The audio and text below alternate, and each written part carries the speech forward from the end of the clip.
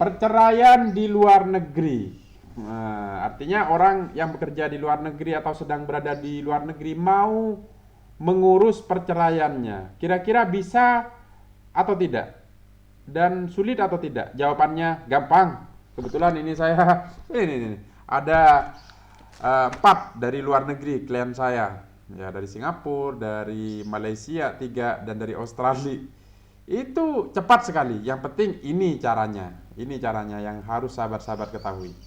هل لك سر عند الله بينك أنت وبين الله. Assalamualaikum warahmatullahi wabarakatuh. Allahumma sholli ala sayyidina Muhammadin al-Fatih lima ulik wal khatim lima sabaq nasiril haq bil haq wal hadi ila siratikal mustaqim wa ala alihi haqqa qadrihi wa miqdarihi al-azim. Amma ba'du. Sahabat-sahabat yang dimuliakan oleh Allah Subhanahu wa taala. Alhamdulillahirabbil alamin. Kita senantiasa diberikan kesempatan untuk senantiasa belajar, untuk senantiasa menebarkan kebaikan, untuk senantiasa mengupgrade pengetahuan kita, terutama seputar dunia hukum ya sahabat-sahabat. Nah, ini masih aja ada yang bertanya kepada saya, padahal saya sebelumnya sudah buat video edukasi konten tentang ini. Mas Baik, bagaimana perihal cerai? Sedangkan saya berada di luar negeri, entah itu lagi bekerja, lagi liburan, atau lagi ada kepentingan tertentu di luar negeri. Bisa enggak ngurus dengan cara yang sama dengan mengurus cerai biasa, tapi kita enggak bisa hadir dong. Gimana caranya? Bisa dan gampang. Jadi memang ya, kalau kita mengacu kepada hukum acara, ya kan, dimana seseorang itu prinsipal itu ketika mengajukan gugatan, ya kan, boleh memang diwakilkan menggunakan advokat, dan juga mengacu kepada Perma nomor 1 2016 tentang mediasi. Ketika mediasi itu kan sebenarnya harus hadir juga. Cuma bagi khusus yang di luar negeri itu bisa dikuasakan dengan cara memberikan kuasa khusus, ya kan, untuk beracara, yang dimaksud beracara itu membuat gugatan, hadir di persidangan, membuat jawaban penjawab itu, hadir ketika pembuktian, menghadirkan saksi, kemudian membuat kesimpulan hingga putusan. Nah, itu boleh dikuasakan. Bagaimana dengan mediasi? Dan bagaimana dengan jika yang mengajukan seorang laki-laki, dalam hal ini pemohon cerai talak, kan itu ada ikrar itu. Gimana caranya? Bisa juga dikuasakan. Namanya kuasa istimewa. Di mediasi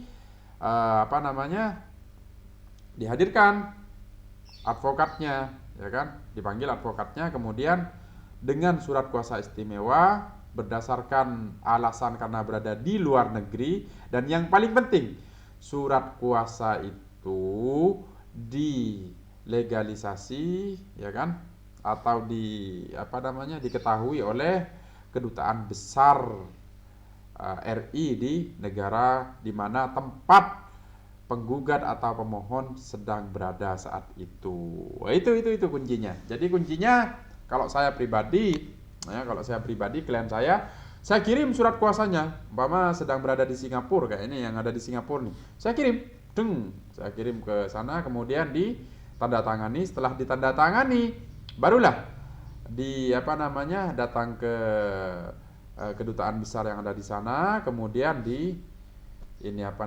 dileges di sana, diketahui oleh kedutaan besar sana, kemudian dikirim lagi surat kuasa ke sini, baru kita beracara. Nah, seperti itu yang benar. Prosesnya berapa lama? Ya, tergantung. Kalau lancar, yang disebut lancar, penggugat dalam hal ini dikuasakan memang kepada advokat dan tergugatnya hadir, ya cepat. Apalagi tidak hadir sama sekali tergugatnya, maka putusannya first take 2 kali. Tidak hadir itu maka udah bisa diputus. Begitu sahabat-sahabat. Kemudian pertanyaannya lagi, yang sangat fundamental ini. Bagaimana nanti kalau melakukan upaya hukum, umpama lawannya tidak terima kemudian banding umpamanya.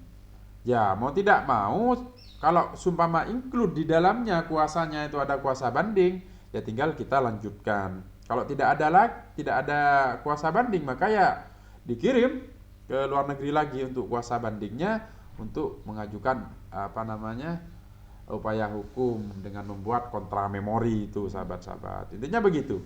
Intinya cerai bagi sahabat-sahabat yang berada di luar negeri itu sama saja, cuma bedanya yaitu tadi administrasi yang membutuhkan sedikit waktu dengan mengirim surat kuasa dan lain sebagainya. Nah, apakah ini tanya, bagaimana dengan electronic justice system? Apakah kan itu ikut bisa online sekarang? Apakah kita bisa secara online? Nah, bagaimana nanti pembuktiannya? Kan begitu. Walaupun memang boleh di situ ada legitimasi, tapi kan bukti pembuktian ketika saksi nanti kan perlu waktu juga nanti kan, malah menambah durasi. Dan memang yang efisien itu tadi menggunakan kuasa khusus dan kuasa istimewa yang ditandatangani oleh kedutaan besar di mana tempat tinggal penggugat atau pemohon cerai talak itu berada. Demikian sahabat-sahabat. Itu jadi ayo kita senantiasa upgrade pengetahuan kita.